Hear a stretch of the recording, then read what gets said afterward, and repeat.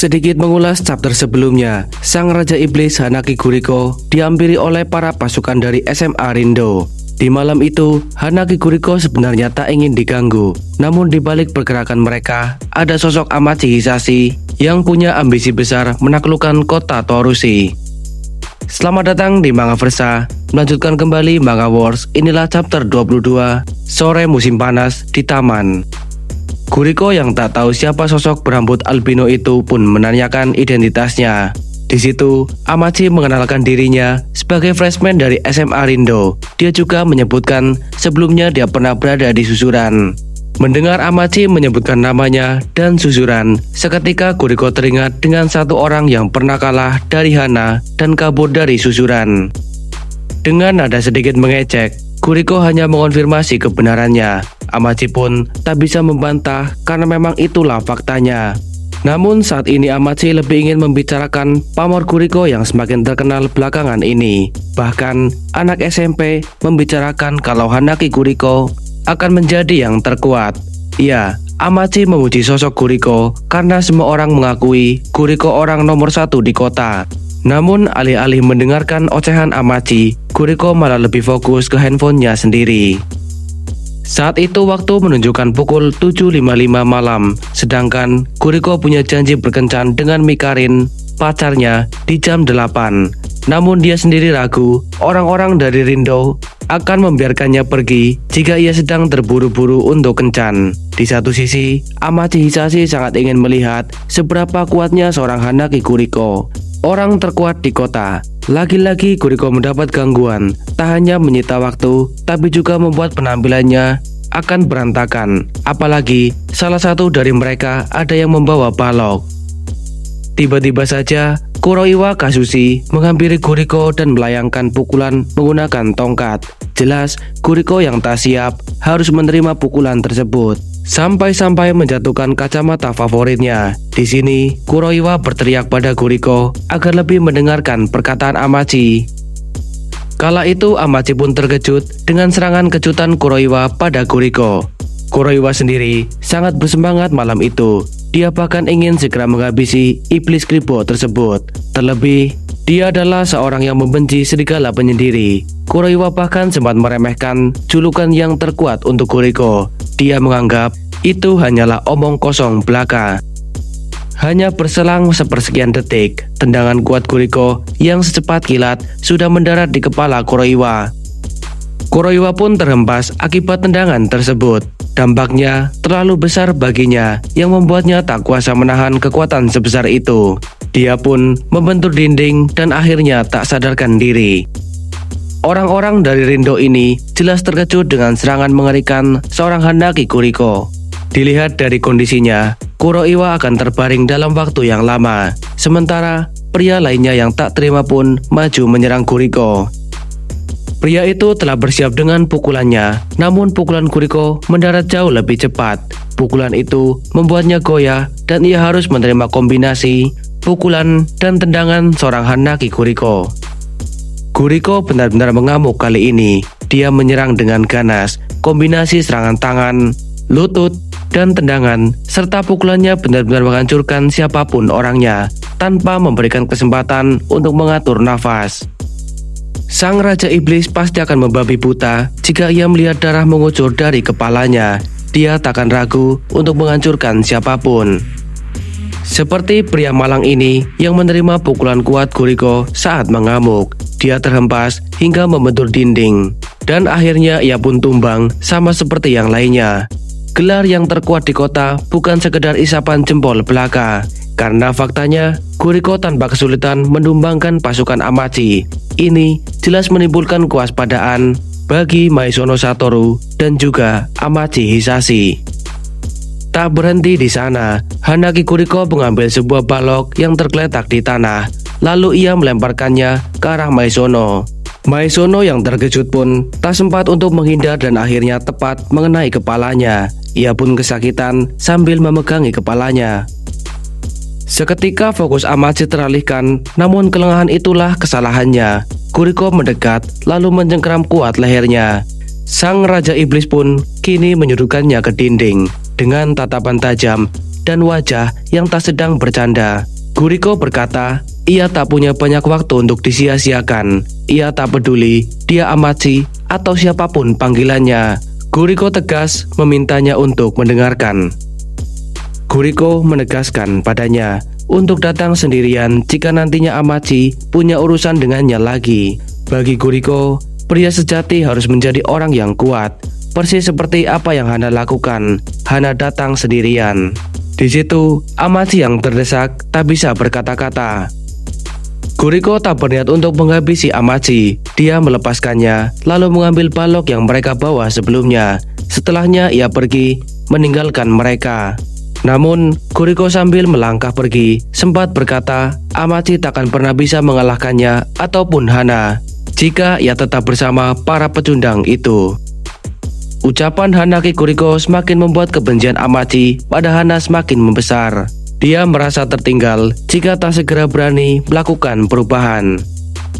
Keesokan harinya kita menuju ke Akademi Hosen. Markasnya para pasukan botak pembunuh berkumpul. Hari itu mereka dikejutkan dengan berita kekalahan dua orang dari mereka yang diketahui bernama Mabo dan Mikami. Kronologinya, mereka terlibat dalam perdebatan di sebuah toko buku dekat kasino dan mereka dipukuli di parkiran oleh seseorang yang tak dikenal. Ken yang emosi mendengar berita tersebut penasaran dengan pelaku pemukulan itu. Barulah disebutkan seorang pria yang belum pernah dia lihat. Ciri fisiknya, dia memiliki tato kanji di sekujur tangan serta memiliki logat kansai. Otani Ken semakin kesal hingga menendang pintu. Dia tak terima ada yang meremehkan Hosen, bahkan setelah kekalahan mereka dari tangan Susuran. Untuk itu, Otani Ken meminta saran pada Mitsumasa. Dan menurut pemimpin para freshman Hosen ini, hanya ada satu cara yang dapat dilakukan, yaitu duel 1 lawan 1. Cuma itu cara untuk memperbaiki nama baik mereka. Mendengar itu, Ken pun langsung bergegas pergi. Namun, Mitsumasa mencegahnya.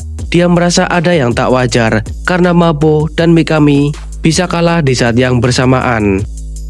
Oleh karena itu, Tsukimoto Mitsumasa juga akan turun mengatasi masalah tersebut di waktu yang bersamaan di tempat lain. Pria bertato kanji itu, Ogawa Chiharu, sedang beristirahat. Dia kepanasan kala itu. Terlebih lagi, tak ada hal yang dapat dikerjakan. Seperti biasanya, Chiharu ditemani oleh Sada. Mereka bersantai di sebuah taman siang hari itu. Sebagai teman yang selalu mengikutinya, Sada memberi nasihat pada Chiharu agar tak bertarung. Lagi pula itu adalah pesan dari Murata Sogo. Jika dia tahu, pasti dia akan marah padanya. Mendengar itu, Chiharu kembali mengingat pesan Sogo. Sogo pernah berkata, Chiharu adalah tamu penting The Front of Armament yang dititipkan Dokusen kepada mereka. Semua yang ia lakukan adalah tanggung jawab The Front of Armament. Jadi Sogo berharap Chiharu tak melupakan itu. Lagi pula Chiharu bukan orang yang bodoh. Dia bisa mengingat pesan itu dengan jelas. Sada lalu mengulik kembali kejadian sebelumnya di toko buku yang melibatkan siswa Hosen. Menurut Chiharu, itu bukan kesalahannya. Menurut pandangannya, para botak Hosen membuat keributan di toko buku. Jadi, dia hanya memberitahu mereka untuk tak membuat keributan di sana. Mungkin kurang lebihnya begitu. Saat ia bercerita pada Sada, Chiharu malah melihat sesuatu yang menarik. Tampak dari kejauhan, 3 orang dari Susuran, dan salah satu di antara mereka pernah bersih tegang dengannya kemarin. Ya, Chiharu tiba-tiba bersemangat saat melihat sosok Takefumi Sakota yang tengah bersama Renji dan Hana. Kebetulan, 3 orang dari Susuran itu sedang menuju ke sebuah toilet umum. Sayangnya, Sakota tak membawa tisu lagi sampai harus memakai milik Hana. Sementara Sakota buang air, Renji dan Hana memiliki rencana untuk langsung pulang setelah bertemu Takumi di sana. Kebetulan, Masashi dan Mary sedang ada acara untuk mengenang orang tua mereka. Lalu Hana dan Takumi yang akan menyiapkan makan malam. Namun, tanpa diduga, Chiharu mendekati mereka. Ia mengecek Sakota yang sedang terburu-buru. Kedatangannya mengejutkan Renji dan Hana. Chiharu berdiri tepat di depan pintu toilet, sedangkan Renji dan Hana hanya memperhatikan pria yang baru pernah mereka lihat itu. Pria berbadan besar yang sekujur lengannya dipenuhi tato kanji. Renji sama sekali tak menyukai kemunculannya. Ia bertanya tujuan Chiharu mendekati mereka. Namun bukan Renji atau Hana yang Chiharu mau. Dia punya urusan yang belum selesai dengan pria yang ada di dalam toilet.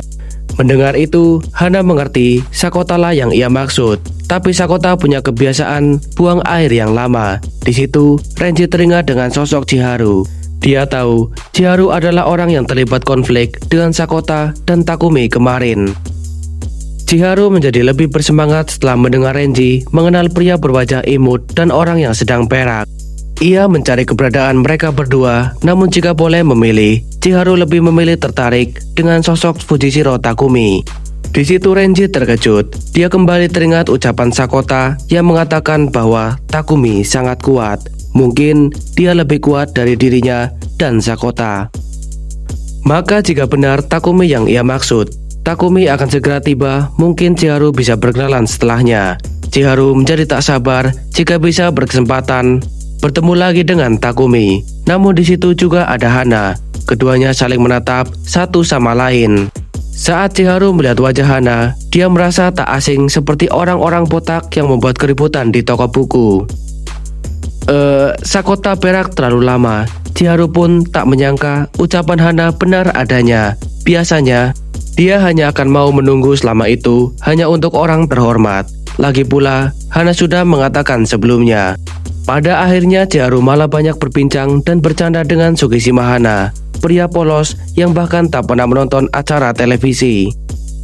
Tak berselang lama kemudian, Takumi sampai di tempat pertemuan. Dia meminta maaf karena membuat mereka lama menunggunya. Tak lupa, Chiharu pun menyapa Takumi. Takumi pun masih mengingat pria bertato kanji yang ia temui kemarin. Bagi Chiharu yang terlalu lama menunggu hingga bosan, ia ingin bermain sebentar dengan Takumi. Dengan kepekaannya, Hana ingin maju namun ditahan Renji. Ya, Renji meminta Hana untuk tak menghentikan mereka. Sementara Takumi telah melepas kacamatanya dan bersiap meladeni tantangan Chiharu. Bagi Renji ini adalah saatnya untuk melihat siapakah Takumi yang sebenarnya. Namun, belum sempat mereka bertarung, ada pihak lain yang punya urusan dengan Chiharu. Mereka tak salah melihat, pria yang bersama dengan anak-anak susunan itulah yang mengajar anak buah mereka. Siapa lagi jika bukan pasukan botak Hosen, dipimpin Tsukimoto Mitsumasa, ditemani O Taniken dan Matsuo Daisuke. Mereka selalu siap untuk membuat keributan. Namun Mitsumasa melihat ada yang aneh karena di sana ada Sugishima Hana dan Muto Renji. Pun dengan mereka yang terlihat bersemangat melihat rival abadi mereka kembali menunjukkan eksistensinya. Ketika pihak lain mulai berkumpul, Takefumi Sakota juga telah menyelesaikan urusannya. Sosok Sakota juga lumayan ditakuti oleh para pengawal Mitsumasa. Lagi-lagi Chiharu mendapatkan apa yang ia mau. Sakota pun tak lupa dengan sosoknya, pria yang menabraknya kemarin.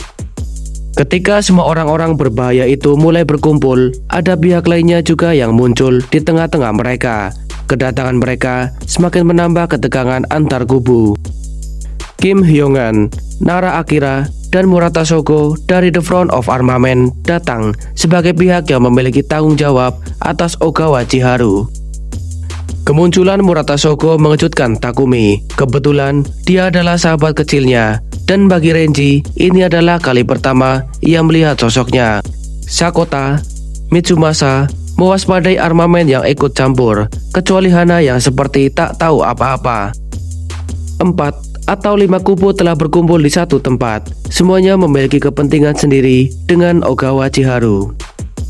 Tatapan masing-masing dari mereka sama. Ada Ogawa Chiharu, dari pihak susuran Muto Renji, Takefumi Sakota, dan Sugishima Hana. Lalu ada Fujishiro Takumi, Murata Sogo dari armamen, Kim Hyongan, Nara Akira, pengawal Sogo, dari kubu Hosen, Tsukimoto Mitsumasa, O Taniken, dan Matsuo Daisuke. Bagi Sada, semuanya berwajah seperti mereka adalah orang-orang hebat. Ia bahkan tak bisa mengerti sebenarnya kota apakah Toharushi ini. Pada saat seperti ini, seluruh tokoh utama berkumpul di satu tempat. Di saat sore hari, di musim panas ketika bunga matahari dibuai oleh angin. Oke, sekian dulu alur ceritanya. Kita lanjut di chapter berikutnya. See you next video. Bye-bye.